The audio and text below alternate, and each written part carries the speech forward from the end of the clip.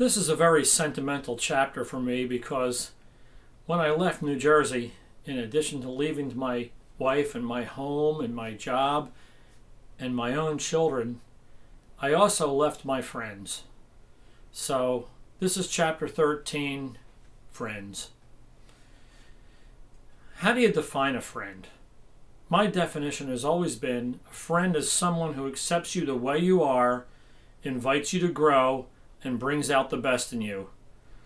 I have to say in retrospect that selecting Stacy as my best friend was a terrible choice. She did not accept me the way I was. She constantly pointed out things that she didn't like and characterized them as shortcomings that needed remedial action.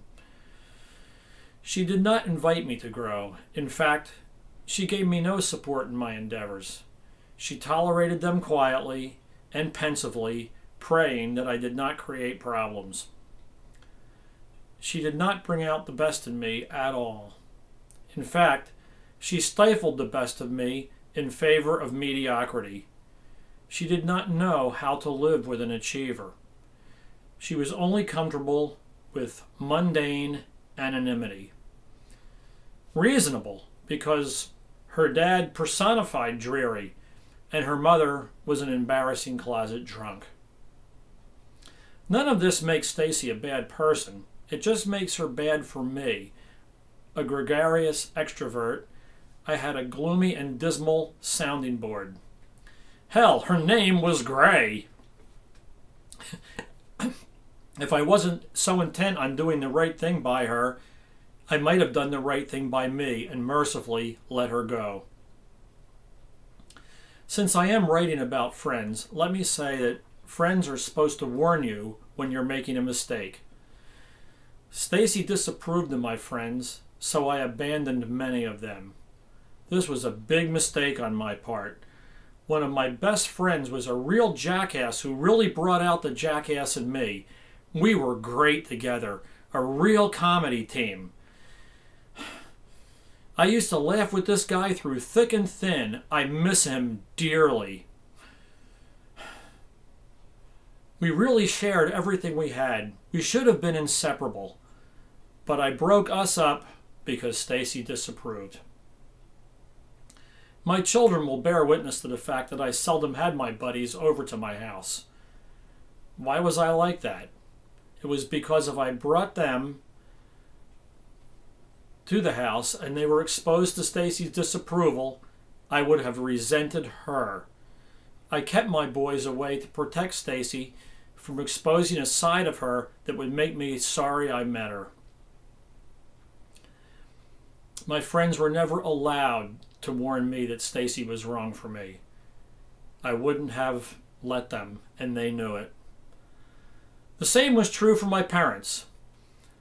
To stay friends with me at any level, they knew that for me, Stacy came first, and they would have to take her or leave me. They should have kicked my ass, but we were young and stupid. I had one former girlfriend that was right about Stacy and me. She tried to warn me, but she had messed up her own life so much that I disregarded her insight. My mistake again. There was another man who developed what I thought was a solid friendship with me. That guy turned his back on me when he had an emotional affair with my wife. He had a marriage of his own that seemed happy, but for him, something was missing. It wasn't physical, what he did with Stacy. It was emotional. He and my wife had a relationship that met an emotional need each separately had, and at the time of my divorce, the two of them teamed up against me. It took me by surprise. The two of them became essentially girlfriends together. It was weird, but now I understand. The funny part was that now I imagine that his wife would have been a better partner for me, and Stacy would have been a better partner for him. The rest of the funny part was he loved his wife and she loved him. I loved Stacy, but she didn't love me. The other woman though friendly and definitely and rightly did not love me at all. She really did love him. Because of that, there was no way a swap was practical or even ever conceived of, but it probably would have been best. And speaking of practicality, we all had children, so the four of us were parents. If the inconceivable idea could have ever come up, we would have all defaulted to the need of our children, our families, for their sake. It's interesting to me that the emotional girlfriends did not care to keep my children's father with them. They put their emotional needs above the needs of my children to have their father in their life. There's a special place in hell for guys and girls who take part in making a parent look bad to his or her kids. I live all over Los Angeles County, but my house is in Compton, 90220. You heard? In my hood, the street justice is that if a man makes another man look bad to his own kids, the father is justified to any revenge he deems satisfying. I'm not sure what I need, but my hood is a little tougher than Caldwell, New Jersey. We're all chilling in Compton these days. We're cool, but some get back is due. My friends in LA are great. I don't know how I got all these sincerely loyal boys and girls, but I love them all.